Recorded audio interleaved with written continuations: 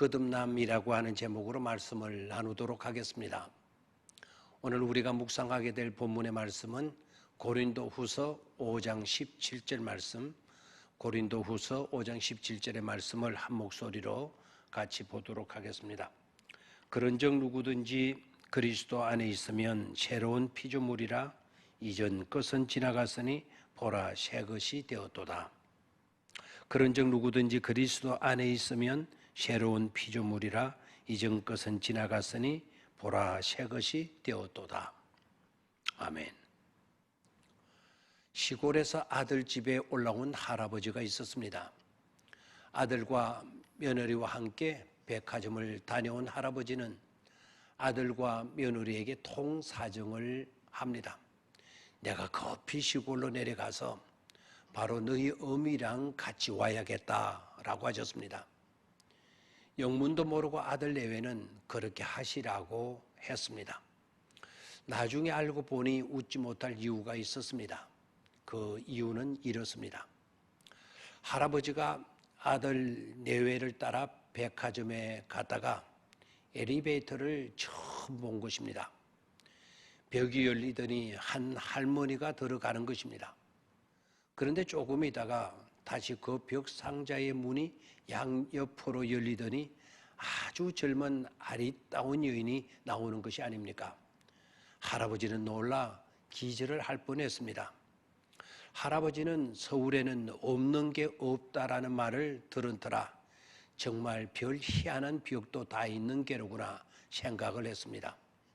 그래서 서둘러 자기의 부인을 데리고 와서 저 벽 속에 넣으면 자기 할머니 부인이 젊은 예쁜 여인이 되어 나오겠다는 확신이 들었던 것입니다. 할아버지 눈이 완전히 뒤집어져 버린 것이죠. 시골로 가서 할머니를 데리고 와서는 그 이상한 벽 속에 엉덩이를 떠밀어 넣었습니다. 그리고 그 문이 다시 열리기를 기다렸습니다. 드디어 문이 열리더니 안에서 부인이 쪼그리고 앉아 있는데 이게 어떻게 된 것입니까? 겁에 질린 할머니가 무서워 쪼그리고 앉아 있다가 밖에 남편 할아버지가 벙글벙글하며 서 있는 것을 보고는 반가워서 그대로 뛰쳐나왔습니다. 할아버지는 아주 실망스러운 모습으로 할머니의 손을 잡고 할망구 왜 당신은 안 달라졌어? 할망구 왜 당신은 안 달라졌어? 그러면서 짜증을 내더랍니다. 이 에피소드에서 우리는 세 가지 어리석음을 볼 수 있어야겠습니다. 첫 번째는 엘리베이터에 대한 무지입니다. 시골에서만 평생을 사셨던 터라 신문명의 발명을 보지 못했던 것이죠. 또한 두 번째는 자기의 늙음은 생각지 않고 할머니의 늙음에 대해서만 몰입했다는 점입니다. 그런 벽을 보았다면 자기 자신부터 들어갔다 젊은이로 나왔어야 했습니다.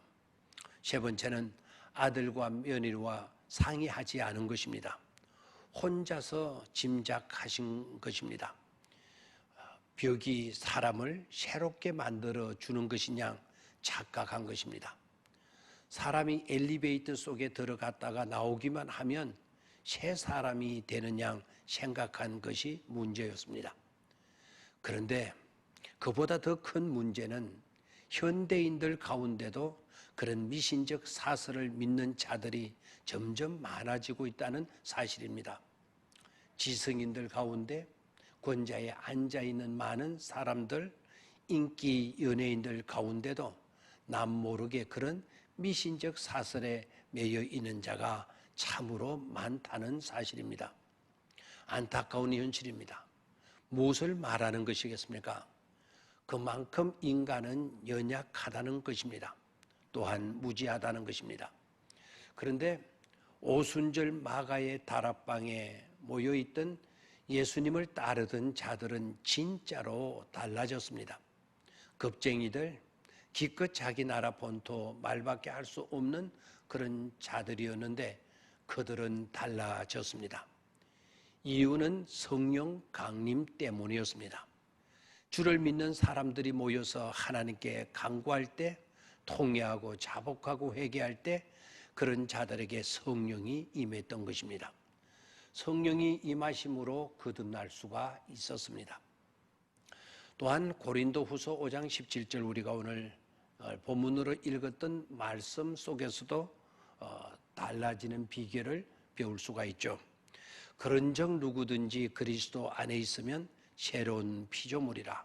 이전 것은 지나갔으니 보라 새 것이 되었도다 라고 말씀하시지 않습니까? 그렇습니다.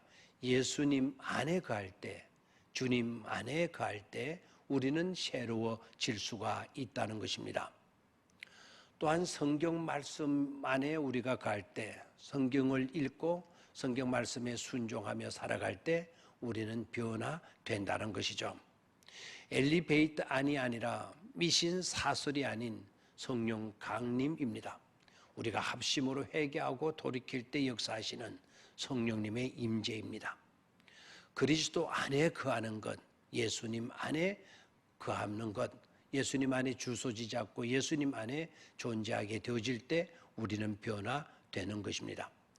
그리고 날마다 성경을 상고하면서 하나님의 말씀 따라 살게 될 때 우리는 변화될 수가 있습니다. 거듭난 자가 될 수가 있는 것이죠. 이것을 잊지 말아야 하겠습니다. 감사합니다.